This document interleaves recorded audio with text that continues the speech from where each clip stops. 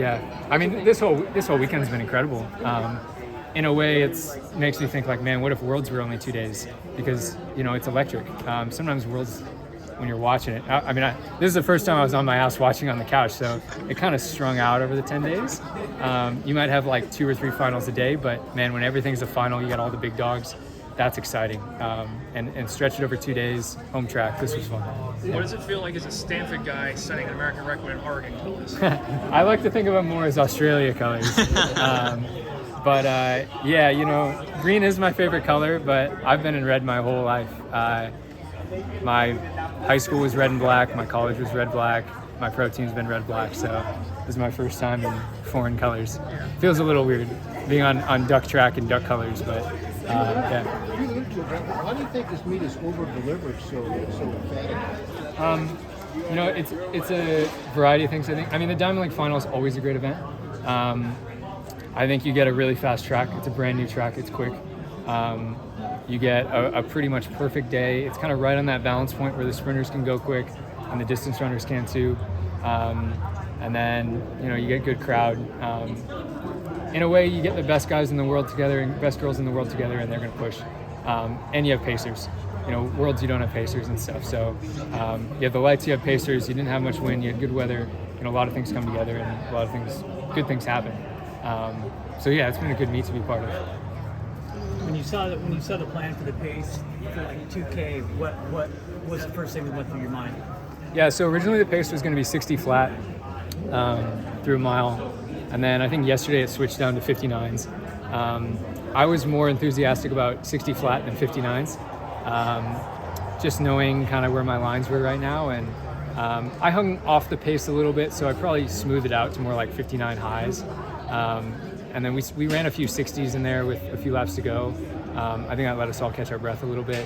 I was right on the line. And that's how you get the most out of yourself. This could have been a sit and kick race for 7:35, and the whole field could have been in there, and we could have been, closing in whatever to do it. But they wanted it fast. We had pacers, we had the lights, and that's how you get the most out of yourself. So. I predicted you were going to break your American records going into the race. So congratulations on delivering. Thanks for having faith in me. And you were about like 6th of the bell or so. Yeah. And then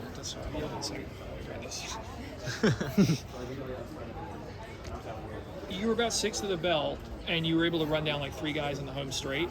Do you think like you were in the right spot, or are you thinking maybe if I was 3rd, I might be able to respond to that move from Kajelcha or Ingebrigtsen? Yeah, I don't think competing for 1st or 2nd was probably in the cards today. I think I got a lot out of myself, but I think those guys were kind of at a different level. I mean, you saw what Jakob's done the past few months. Yomif ran away from our whole field in Zurich. He's in good form right now, and I think they were in a class of their own today, but. I was 6th at the bell. Is a little choppy in there. I had to move around a little bit, and I had a good last 100 meters. But I think that was about what I wanted. A lot of times in these races, the guys go really hard on the backstretch. The other Grant just got beat, I think. Yeah. A rare occurrence, yeah. But yeah, a lot of times in these fields, the guys like to go really hard on the backstretch and then kind of tie up on the home stretch. So I was trying to smooth it out a little bit, knowing how I feel best in a run. Sometimes when I extend myself in the backstretch, I don't really have the legs on the final 100. So trying to build like every 50 meters to come around and, nip 3rd at the end. That's I was 3rd at the Diamond League Final last year, 3rd again this year. So I like the consistency. I like the top 3 number. That's what you need to be to get a medal. So, I don't think top 2 is in the cards today. Did part of you think, though, top 3 against a very good field today, fast time, you're like, man, if I just been in that race in Budapest? Oh, I think about that every day, man. Yeah. I mean, that's the biggest meet of the year, and I missed it. So it doesn't feel good. I try to forget about it, put it past me, but, man, that stinks. It's hard in our sport where you've got one meet that means everything and the rest that are important but not nearly as important. So, if things don't line up, if you're sick, if you're hurt, you have a bad day, whatever, it's tough. You have to wait a whole year. So something I have to live with and hopefully learn for next year. And one step at a time next year, get on the team first, and then be in best form for Paris. You think we can get a matchup between you and Yared in 3K sometime? That'd be a good matchup. that's probably where we start to cross over. He's probably got me everything shorter than that. I think 5K I've got him. You can't run 3:43 ground? Yeah, not right now. I think I could take him at 10K. So at 3K is probably about where we cross over, but it would be a fun race. We kind of have different strengths, different styles and stuff, but it would be exciting. Yeah. Are you picking anything up and just sort of like watching these races that are getting closer and closer against Jakob? I mean, yesterday, but today, Katir at Worlds, is in terms of just like figuring out just exactly how to beat him. Yeah, I think that's what everyone's thinking.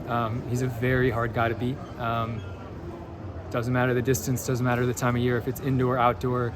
People are sharp at different times, but he seems to be on it all the time. Yeah, a lot of people want to beat him. He knows he's good. I respect him a lot. You know, he has his critics, but I'm not one of them.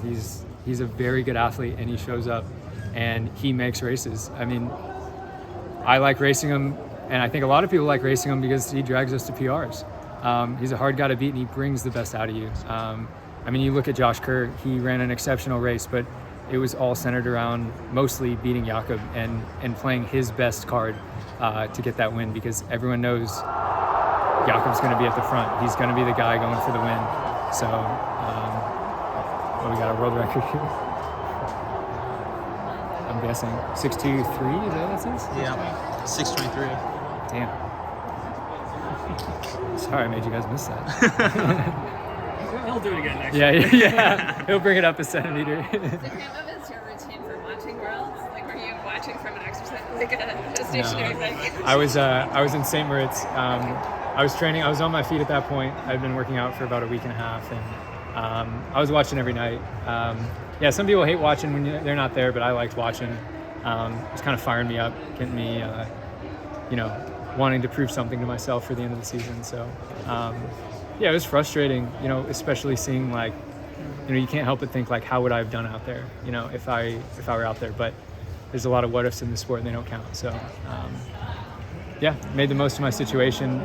It was kind of weird watching, but good motivation. And with Jakob, can you fathom running 3:43 and coming back 24 hours later and running 7:23? Tough to think about.